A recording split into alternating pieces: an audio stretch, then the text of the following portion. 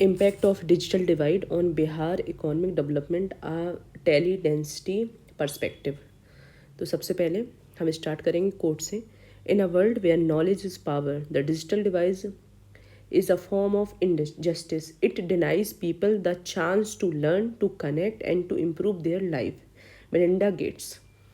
मतलब नॉलेज इस समय पावर की तरह एक्ट कर रही है और डिजिटल डिवाइड एक तरह की इनजस्टिस है जो कि डिनाई करती है लोगों को to chance to learn, to connect and to improve their life. हम फिर डेफिनेशन पे जाएंगे. Digital device refer to gap between those who have access to modern information and communication technology and those who do not.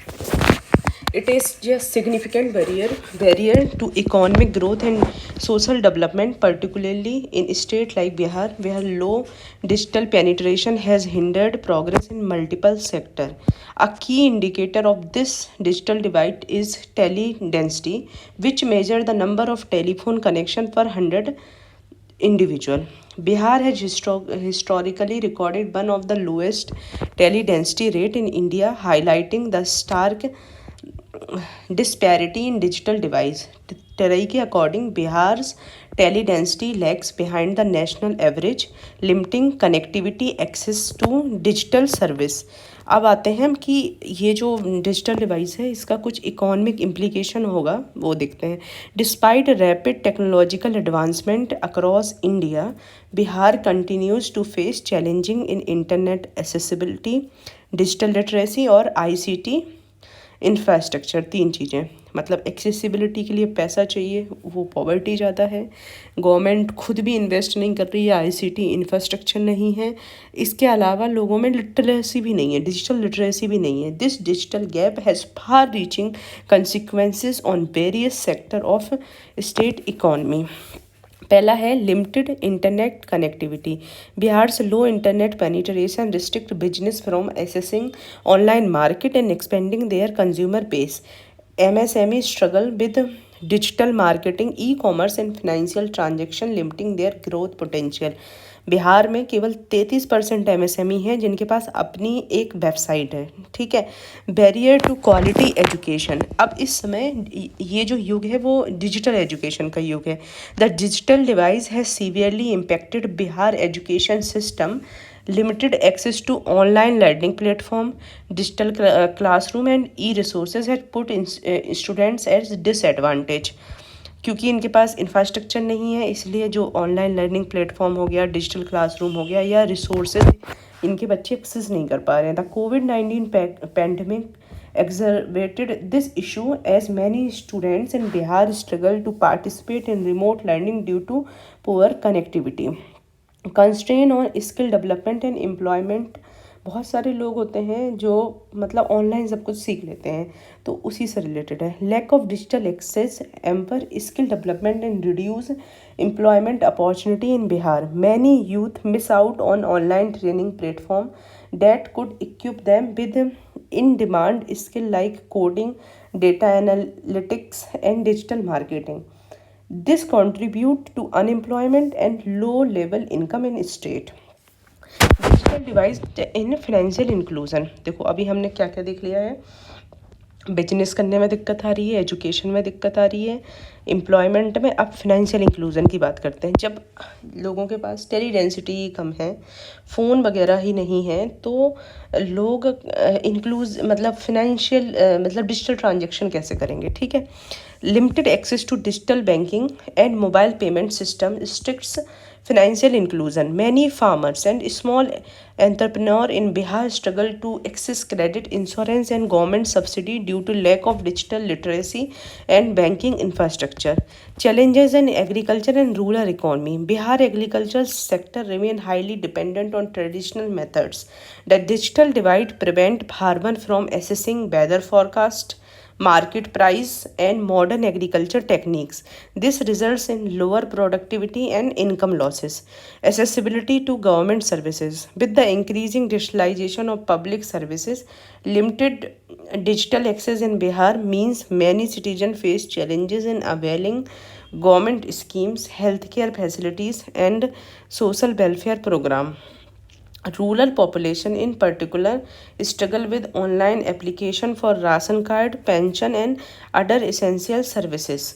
क्योंकि आप देखो कि मतलब जब गवर्नमेंट सब कुछ ई गवर्नेंस से सबको डिजिटलाइज करना चाह रही है, लेकिन लोग अनएजुकेटेड हैं, उनके पास वो बेसिक सर्विस ही अवेल नहीं कर पा रहे हैं। ठीक है, अब इंफ्रास्ट्रक्चर डिफिसिट की बात करते हैं। तो इंफ्रास्ट्रक्चर ही नहीं है, सबसे बड़ी प्रॉब्लम तो यही है।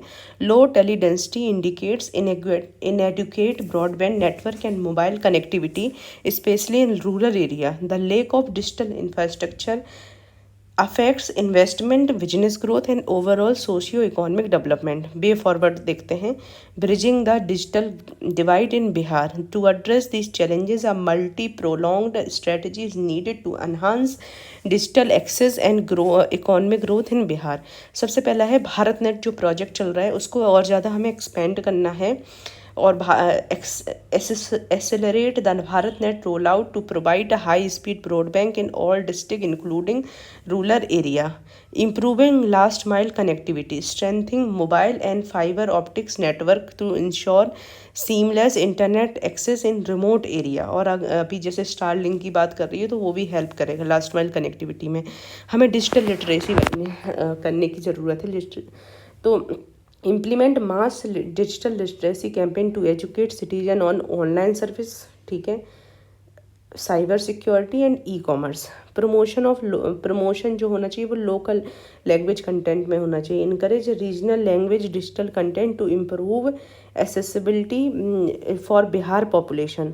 Support for digital entrepreneurs, provide incentives, fundings and incubation program to startup and MSME for digital innovation। ठीक है, इन्वेस्टमेंट करना है आईसीटी सेक्टर में। देखो जैसे setup public wifi zone, mobile towers and internet exchange point to boost connectivity. Public private partnership, collaborate with private tech firm to expand 5G network, digital payment and e governance solution. Integration of digital service with governance, improve online access to government scheme, digital health record and smart classroom. ठीक है, अब फिर हमें करना है skill development करना है, जैसे state sponsored digital training initiative to prepare youth for gig economy and remote job. और फिर हमें इनको मॉनिटर भी करना है और इम्पैक्ट असेसमेंट भी करना है ताकि हमें पता चले कि हमारा इम्पैक्ट क्या हो रहा है। तो देखो भारत नेट को कर दो, लास्ट माइल कनेक्टिविटी करा दो, डिजिटल लिटरेसी करनी है, डिजिटल लिटरेसी बनानी है, और उसके अलावा हमें लोकल लैंग्वेज में कंटेंट बनाना है, डिजिटल एंटरप्रेन्योरशिप को प्रमोट करना है और स्किल वगैरह भी उसी से कर रहे हैं। पीपीपी पे आईसीटी इंफ्रास्ट्रक्चर बनाएंगे तो कैसे बनाएंगे वो पीपीपी पे। और integration of digital services with governance, भाई ई गवर्नेंस को प्रमोट करना है। Enhancing tele density and digital connectivity is crucial for Bihar socio economic transformation. देखो बिहार बहुत बैकवर्ड समझा जाता है, अगर हमें बिहार को सोशियो और इकोनॉमिकली डेवलप करना है तो हमें टेली डेंसिटी को बढ़ाना पड़ेगा और डिजिटल कनेक्टिविटी को एनहांस करना होगा।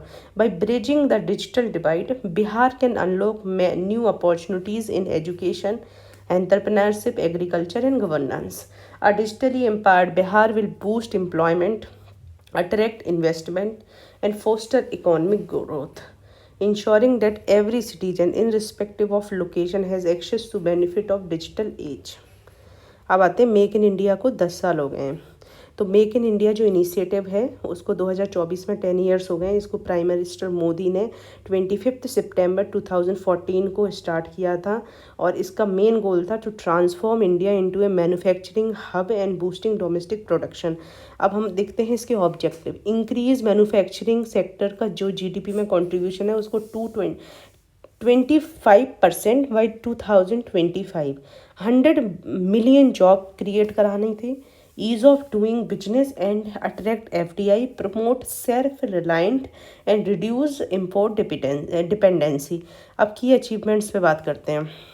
Growth in manufacturing sector, manufacturing sector है जो कंट्रीब्यूट करता है जीडीपी में 17.5%, ये 2023-24 की बात है। ठीक है, इंडिया 5th लार्जेस्ट इकोनॉमी बन चुकी है और 3rd लार्जेस्ट मैन्युफैक्चरिंग हब बन चुका है ग्लोबली।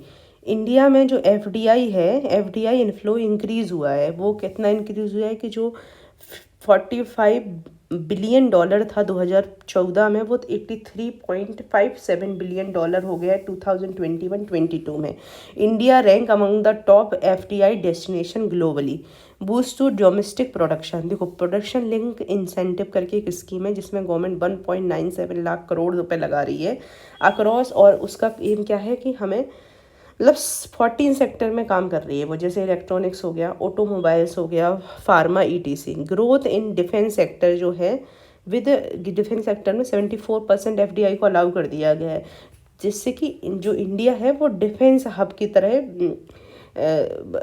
डेवलप हो, और इसमें मतलब डिफेंस एक्सपो वगैरह भी इनने लगाए हैं, ठीक है। Infrastructure and ease of doing business, देखो ईज़ ऑफ डूइंग बिजनेस जो वर्ल्ड बैंक निकालती थी और अभी स्टेट लेवल पे मतलब नीति आयोग भी निकाल रहा है।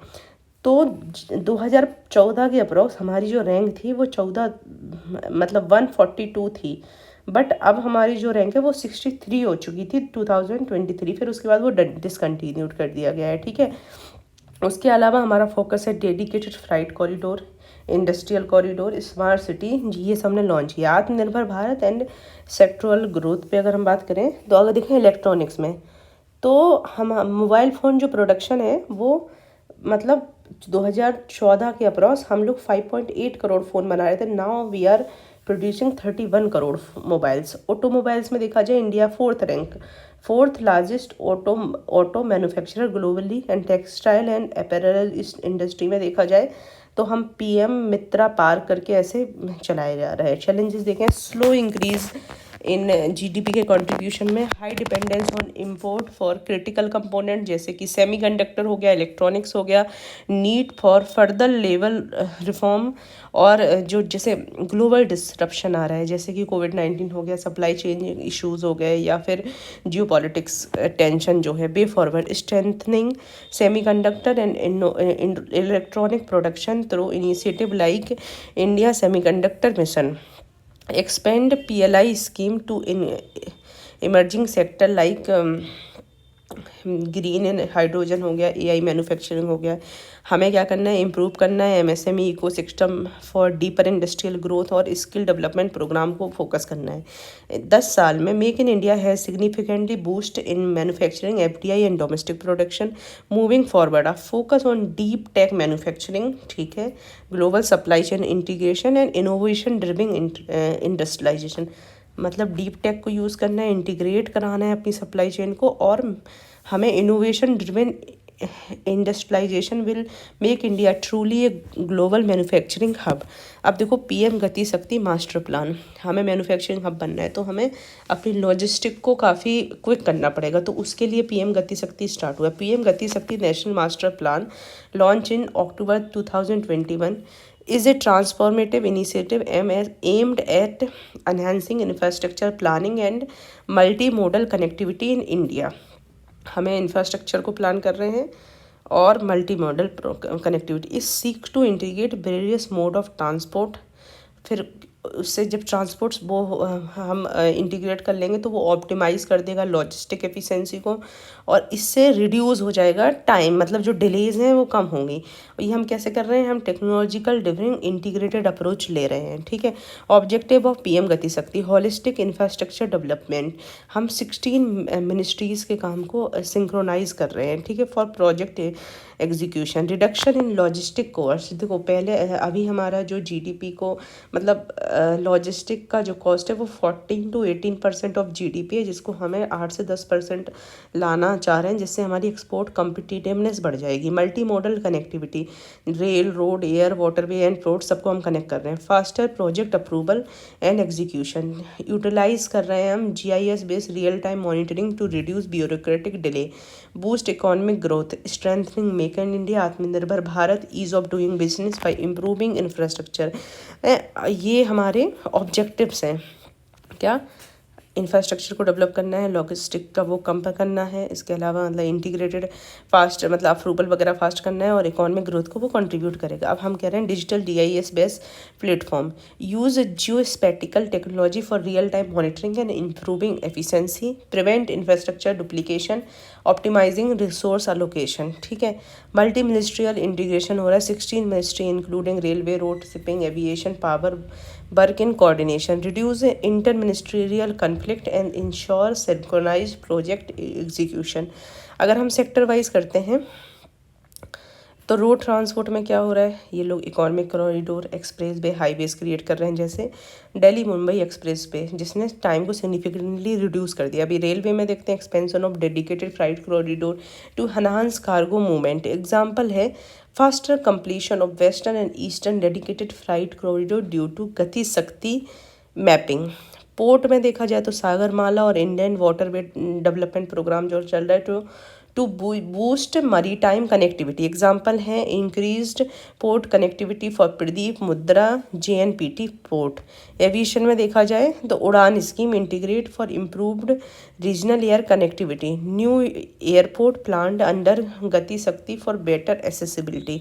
अब हम देखते हैं अचीवमेंट क्या है, enhance project execution speed, faster approval due to inter ministerial coordination.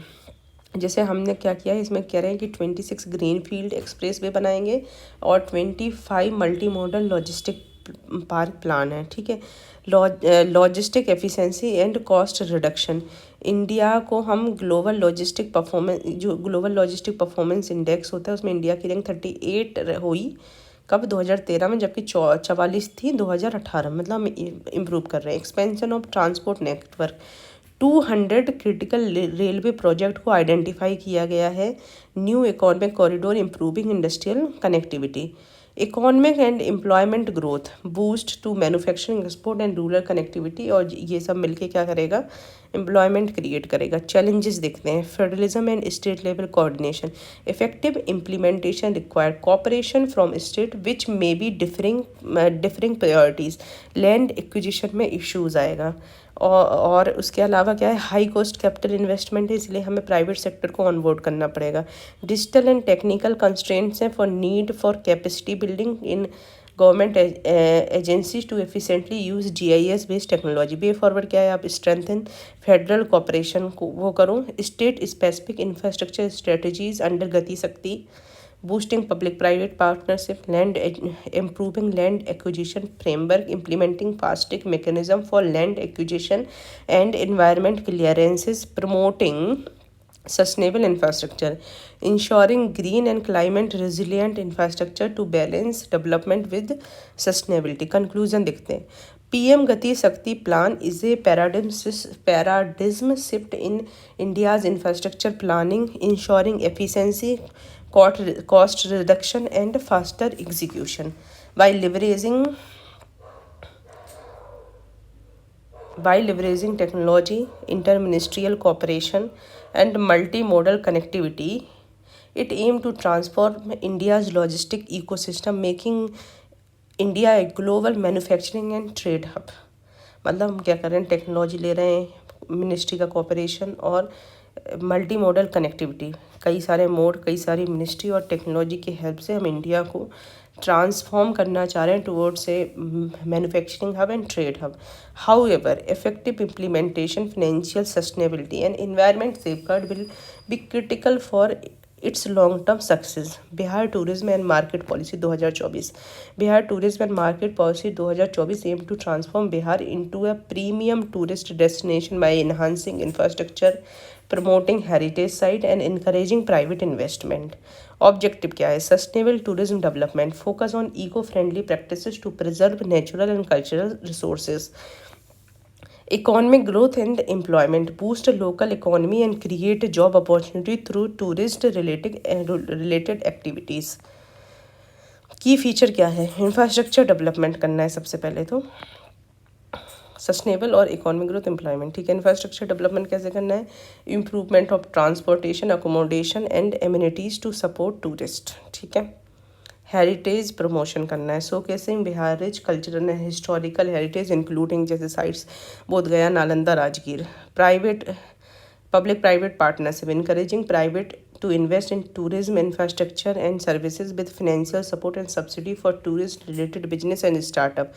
Marketing and promotion करना है, aggressive marketing campaign to highlight Bihar unique attractiveness, utilizing digital platform and social media for broader outreach. अब देखते हैं incentives for investor. सबसे पहले capital investment incentive subsidy दे रहे हैं 30%। अगर आप इन्वेस्ट करते हो, hassle free process, simplified procedure to encourage greater participation from investment.